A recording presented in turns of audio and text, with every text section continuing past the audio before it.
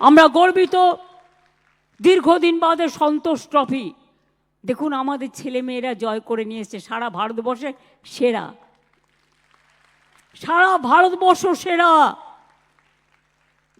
আমি কোচ সঞ্জীব দা সহ,